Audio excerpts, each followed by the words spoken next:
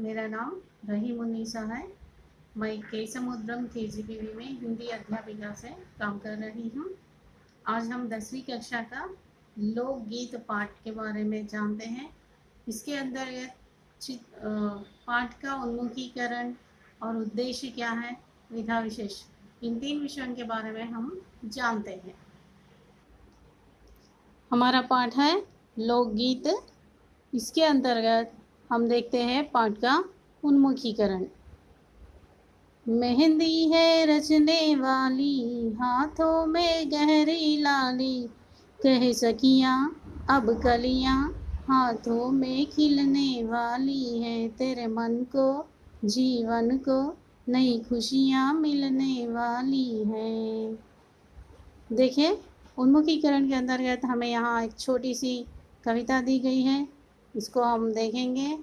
मेहंदी है रचने वाली, मतलब ये होता है कि मेहंदी हाथों में लाल होने वाली है।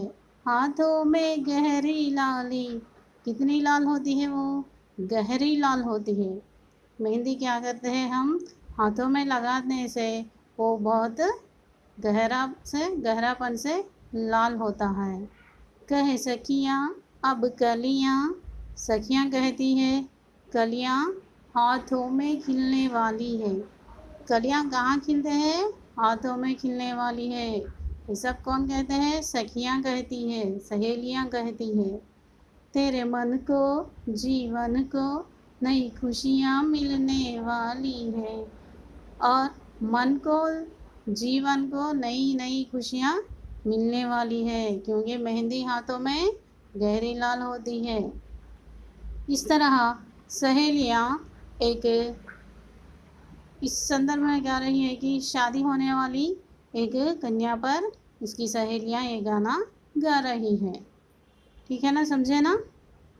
मेहंदी रचने वाली है, हाथों में गहरापन से लाल होने वाला है। अब सखियाँ कहती है, सखियाँ मतलब ये है सहेलियाँ।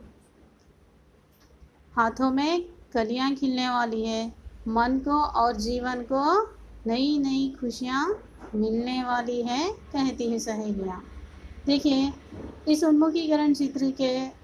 उन्मुखीकरण के बारे में कुछ प्रश्न दिए गए हैं पाठ्य पुस्तक में। देखो, पहला प्रश्न है, हाथों में क्या रचने वाली है? पहला प्रश्न ये है कि हाथों में क्या रचने वाला है। अब देखिए उसका उत्तर, हाथों में गहरी लाली से मेहंदी रचने वाली है। हाथों में क्या रचने वाला है? मेहंदी रचने वाला है। और कैसा? गहरी लाली से। दूसरा प्रश्न देखेंगे।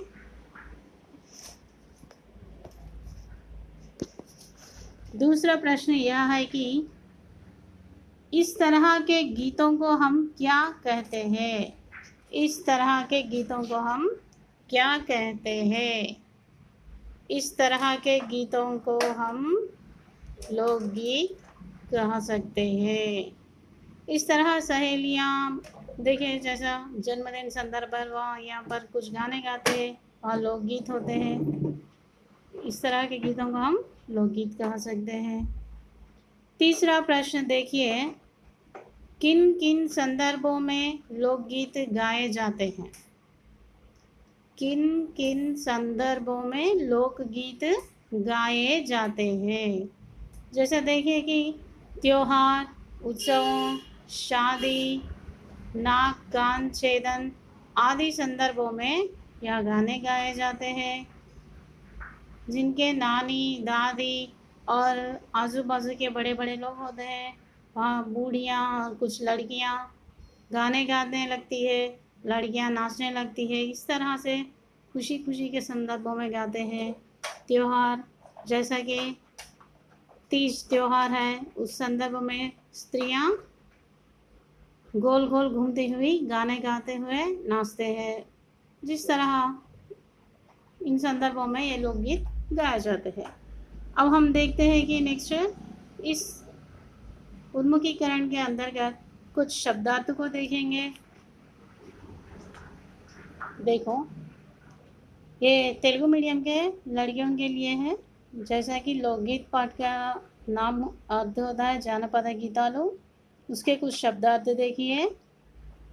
मेहंदी गोरिंटाकू, रचना पंडुट, हाथ చేయి, సఖియా సకురాండ్రు లేదా స్నేహితురాళ్ళు, కలియా మొగ్గలు, खिलना विकसिंचुट मतलब खिलना, मन मनस्सु, मन यानी मन होता है दिल, दिल, जीवन जीवितम, खुशियाँ संतोषालु। ठीक है ना। इस उन्मुखीकरण के अंतर्गत यह शब्दार्थ हम बच्चों को लिखा सकते हैं। अब हम इस पाठ का उद्देश्य क्या है, हम इस पाठ के उद्देश्य को जानेंगे। निबंध विधा से परिचित कराते हुए निबंध लिखने की प्रेरणा देना, लोकगीत लिखने के लिए प्रेरित करना हम इसका उद्देश्य है। देखिए, निबंध विधा से परिचित कराते हुए, छात्रों को निबंध किस तरह से लिखते हैं, जैसे हम पत्र लिखते हैं, निबंध लिखते हैं, कहानियाँ लिखते हैं, इसके अंतर्गत निबंध भी एक पद्धति होती है लिखने में। इस तरह हम छात्रों को निबंध विधा का परिचय कराते हुए छात्रों को भी निबंध लिखने की प्रेरणा देना इस पाठ का उद्देश्य है, और लोकगीत लिखने के लिए प्रेरित करना इसका उद्देश्य है। जिस तरह लोकगीत पाठ दिया गया है, जिस तरह लोकगीत होते हैं, उसी तरह छात्राओं को भी अपने अपने गाँवों में या मोहल्लों में अपनी अपनी कुछ लोकगीत गाए जाते हैं। उसी तरह छात्रों को गाने के लिए और लिखने के लिए, लोकगीत लिखने या और गाने के लिए प्रेरणा देने के उद्देश्य से यह पाठ को दिया गया है। अब हम देखते हैं इस पाठ का विधा विशेष। देखिए, इस पाठ के विधा विशेष को देखिए। लोकगीत निबंध पाठ है। यह लोकगीत क्या है? एक निबंध पाठ है। निबंध का अर्थ है बांधना। निबंध का अर्थ क्या होता है? बांधना।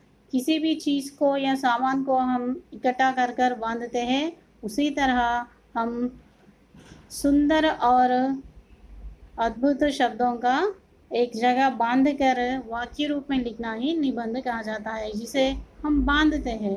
उस तरह ही हम शब्दों को एक जगह लिखते हैं, उसे बांधना कह सकते हैं। निबंध का अर्थ इसलिए क्या दिया है? बांधना। निबंध शब्द का अर्थ है बांधना। सुंदर और उचित शब्दों के द्वारा भावों की प्रस्तुति ही निबंध है। इस निबंध के अंतर्गत क्या होता है? कहते हैं सुंदर और उचित शब्दों के द्वारा ही अपने भावों को प्रस्तुत करना निबंध कहा जाता है। ठीक है ना। आज हम लोकगीत पाठ के अंतर्गत उन्मुखीकरण जान लिए हैं, पाठ का उद्देश्य मालूम हो गया है, और यह किस विधा में है हम इसको भी जान चुके हैं। लोकगीत पाठ एक निबंध पाठ है। इसका मुख्य उद्देश्य है छात्रों को लोकगीत लिखने की प्रेरणा दिलाना और निबंध लिखने का प्रेरणा भी देना इसका उद्देश्य है। ठीक है।